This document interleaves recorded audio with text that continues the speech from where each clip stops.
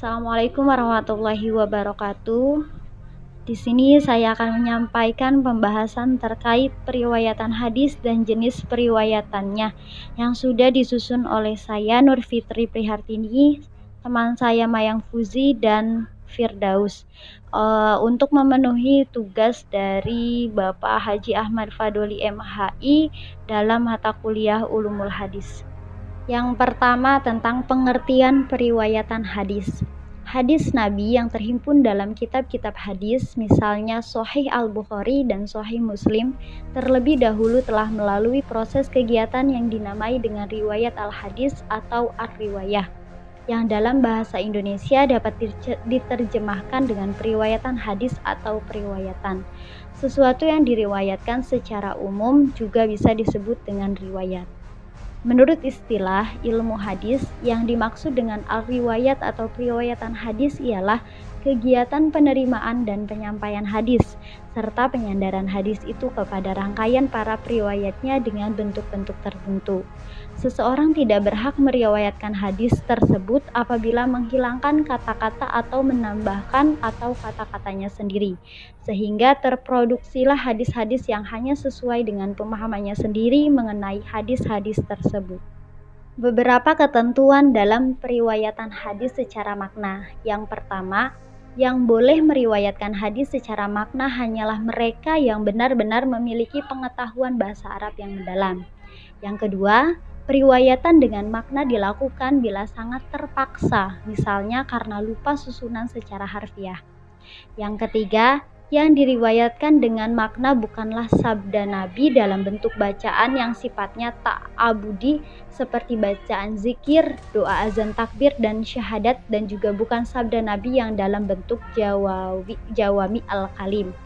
Yang keempat, periwayatan yang meriwayatkan hadis secara makna atau yang mengalami keraguan akan susunan matan hadis yang diriwayatkannya agar menambahkan kata-kata atau yang semakna dengannya setelah menyatakan matan hadis yang bersangkutan. Dan yang terakhir, kebolehan periwayatan hadis secara makna hanya terbatas pada masa sebelum dibukukannya, maka periwayatan hadis harus secara lafaz. Selanjutnya, cara-cara periwayatan hadis. Ada 8 macam kaifiyah tahammul wal ada atau sistem dan cara-cara penerimaan dan penyampaian hadis, yaitu sebagai berikut. Yang pertama as-sama, yang kedua al-qiraah, yang kedua al-izazah, yang keempat al-munawwalah, selanjutnya al-muqattabah, lalu al-i'am, selanjutnya al-wasiyah, dan yang terakhir al-wizadah. Macam-macam periwayatan hadis. Yang pertama ada riwayat al-aqron dan mudabbaz. Yang kedua, riwayat al-akabir an al-asogir. Selanjutnya ada riwayat at-tabi'in an as-sahabat. Selanjutnya ada riwayat as-sabik dan riwayatul lahik. Ada juga riwayat musalsal. Selanjutnya riwayat mutafik dan mutorik. Dan yang terakhir riwayat muta'alif dan mutakhalif. Dalam menyampaikan hadis-hadisnya, Nabi menempuh beberapa cara, yaitu yang pertama, melalui majlis al-ilmu, yaitu pusat atau tempat pengajian yang diadakan oleh Nabi untuk membina para jemaah. Yang kedua, dalam banyak kesempatan Rasulullah juga menyampaikan hadisnya melalui para sahabat tertentu yang kemudian oleh para sahabat tersebut disampaikan kepada orang lain. Yang ketiga, untuk hal-hal sensitif seperti yang berkaitan dengan soal keluarga dan kebutuhan biologis, terutama yang menyangkut hubungan suami istri, Nabi menyampaikan melalui istri-istrinya. Yang keempat, melalui ceramah atau pidato di tempat terbuka. Selanjutnya, yang kelima, melalui perbuatan langsung yang disaksikan oleh para sahabat, yaitu dengan jalan musyahadah seperti yang berkaitan dengan praktik-praktik ibadah. Periwayatan hadis pada masa sahabat. Nah, di sini ada dalam praktiknya ada 2 cara sahabat meriwayatkan suatu hadis, yaitu yang pertama dengan lafaz asli, yakni menurut lafal yang mereka terima dari Nabi SAW, yang mereka hafal benar lafaz dari Nabi.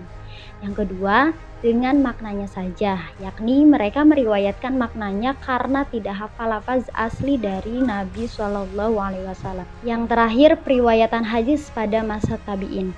Sebagaimana para sahabat, para tabi'in juga cukup berhati-hati dalam periwayatan hadis.